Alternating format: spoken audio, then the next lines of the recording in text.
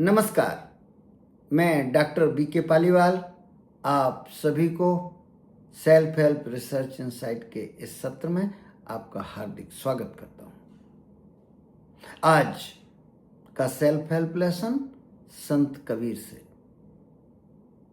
Corporate जगत में burnout conflicting role का बहुत बड़ा समस्या है जो दिखाई नहीं देती है। सच में अपेक्षाएं अनंत हो गई हैं और इसके कारण संत कबीर का 600 साल पहले लिखा हुआ वो दोहा आज बहुत तर्कसंगत हो गया है। चलती चाकी देखकर दिया कबीरा रोए, दो पाटन के बीच में साबुत बचा न कोई। अर्थ तो बहुत आसान है। कहते हैं संत कबीर रोने लगे, चक्की में गेहूं जब पिस रहा था तो देखकर रोने लगे कि इतनी तेज गति से घूमते हुए दो चक्की के पाट, इसके बीच में जो भी जाता है वो साबुत नहीं बचता।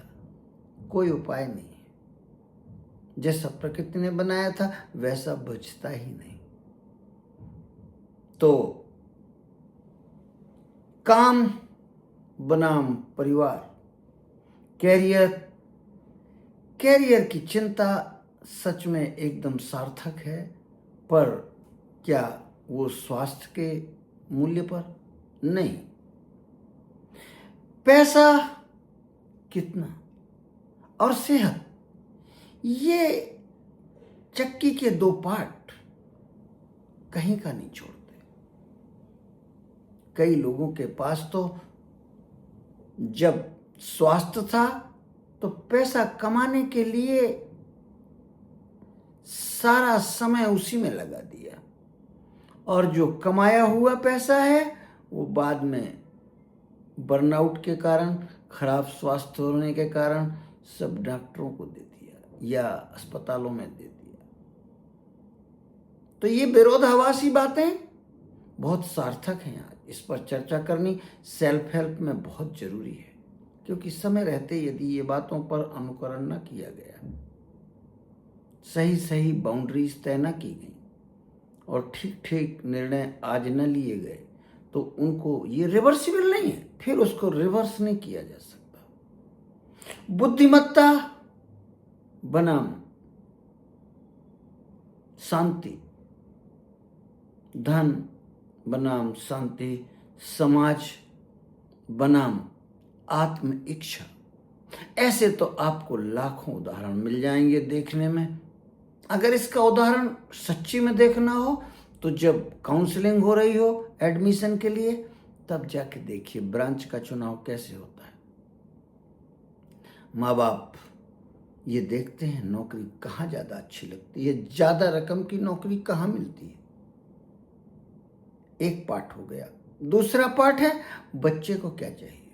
एक मैंने काल्पनिक कहानी सुनी है कि एक बहुत ही सफल सर्जन जब रिटायर हुए तो विश्व विख्यात होकर रिटायर हुए। उनके रिटायरमेंट पर उनके साथियों ने एक कार्यक्रम आयोजित किया और उस कार्यक्रम में बहुत बढ़िया नृत्य हुआ।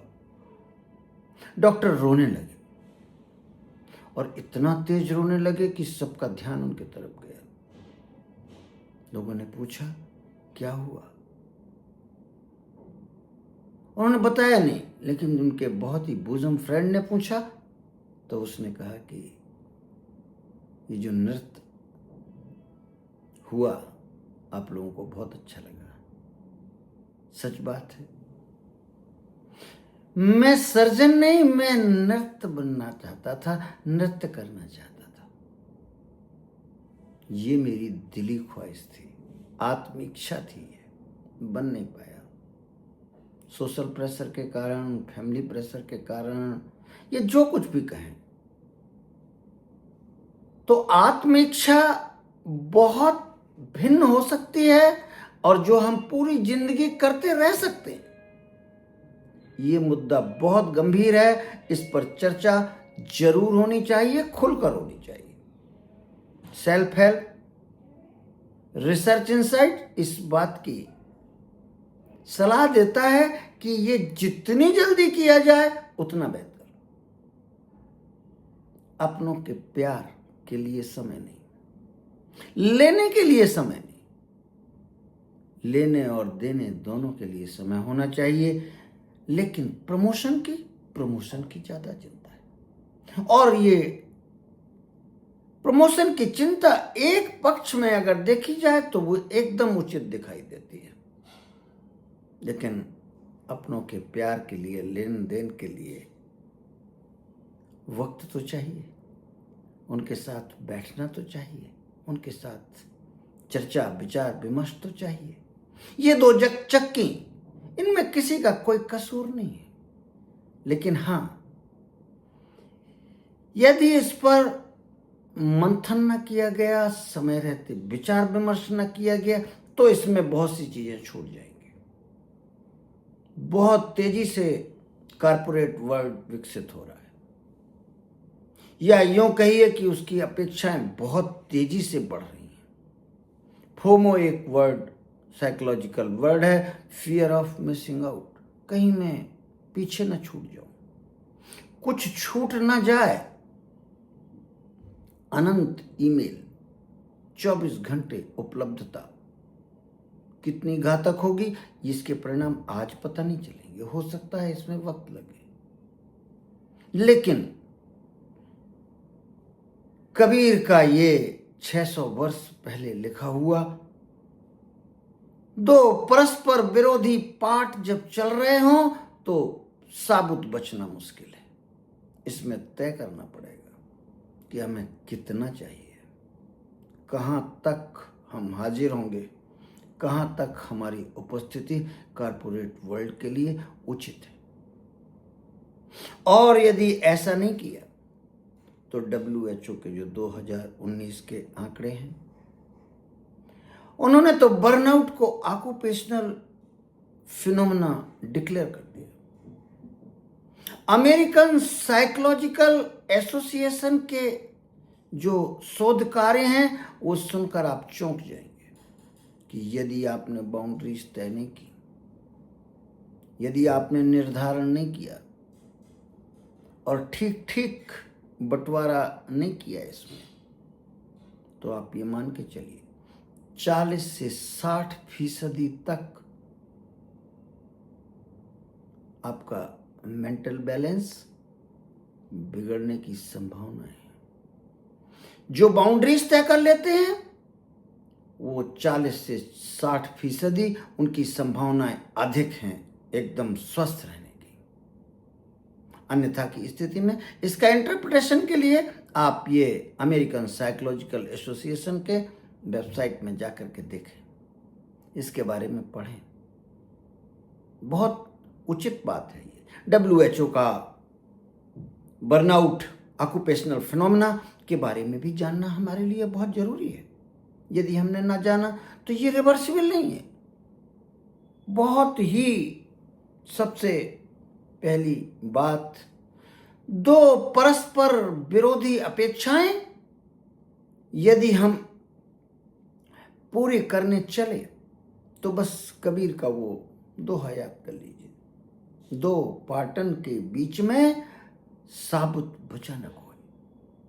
चाहे आप जितने भी, कोई गेहूं का दाना कितना भी ब्रह्मांड की अनंत शक्तियों से भरा हुआ हो, लेकिन नहीं, चक्की के पाटों, परस्पर विरोधी पाटों के बीच में जाएगा तो पिस जाएगा। Role conflict, emotional exhaustion, burnout syndrome और आइडेंटिटी इरोजन, ये आपके मॉडर्न साइकोलॉजिकल बहुत जानकारियां हैं जिनके बारे में हमें विचार करना चाहिए और सोचना चाहिए कि क्या हम जहां पर भी हैं वो एकदम उचित है। सेल्फ हेल्प रिसर्च इनसाइट के आज के सेल्फ हेल्प लेसन में आत्मचिंतन, कॉर्पोरेट बर्नआउट की चक्की में हमें कितना पिसना है, कितना नहीं पिसना है, कौन सी हमारी बाउंड्रीज होंगी, आज ही तय कर लेना चाहिए। धन्यवाद। आप अपने विचार कमेंट सेक्शन में लिख सकते हैं। मैं अपनी पूरी जानकारी के साथ आपके साथ उपलब्ध होऊंगा। यदि आपको इस वीडियो के कंटेंट पसंद आए हों तो कृपया चैनल को सब्सक्राइब करें, लाइक करें, शेयर करें। मिलते हैं कल सुबह फिर किसी नए सेल्फ हेल्प लेसन के साथ। सच में सनातन साहित्य, मॉडर्न साइकोलॉजी, सनातन साहित्य में जो दोहे, कविताएं और जो उपदेश लिखे हुए हैं, आज की साइकोलॉजिकल साइंस, मॉडर्न साइकोलॉजी उसको शोध करके, प्रयोग करके सिद्ध कर रही है। भाई वाह, धन्यवाद, धन्यवाद, बहुत बहुत धन्यवाद।